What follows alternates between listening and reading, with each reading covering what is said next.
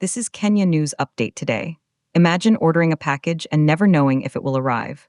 Now imagine that happening with 60% of all deliveries in an entire country. That's the reality in Uganda right now, where unlicensed operators control the majority of the courier market. But here's the twist. This isn't just about lost packages.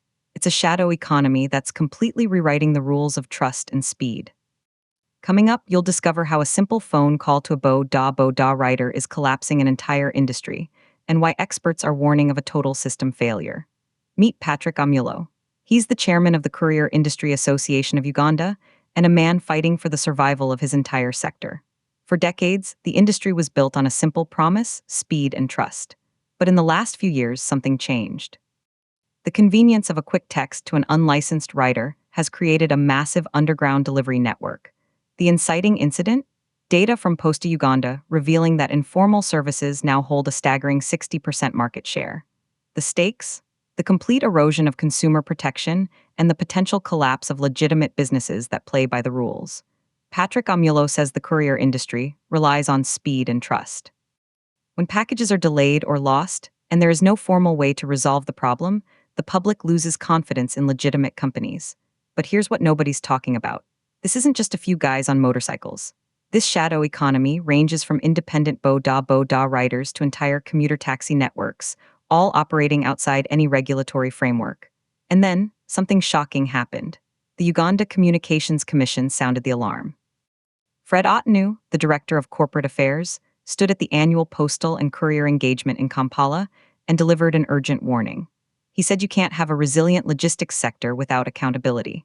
He noted that while informal services are convenient, customers have no avenue for redress when deliveries fail. Here's the part that will blow your mind. Only 40% of the market is left for the 56 licensed domestic and international companies.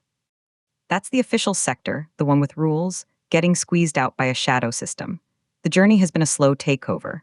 The sector grew significantly since the 1990s when it was dominated by a single state entity.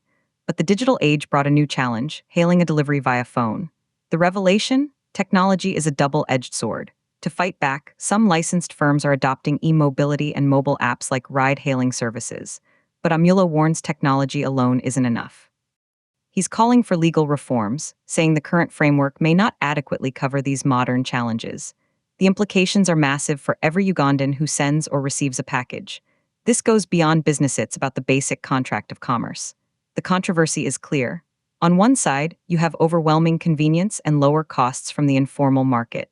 On the other, you have a complete lack of accountability and consumer protection. Unanswered question is stark. Can a regulated industry survive when 60% of its market operates in the shadows? Some say this is free market innovation.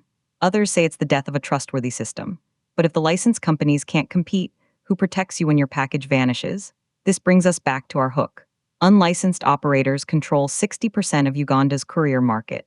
That's not just a statistic, it's a warning sign for any economy built on trust. Do you think convenience is worth sacrificing all consumer protection? Drop your take in the comments. Subscribe to Kenya News Update today for more breaking news from across East Africa.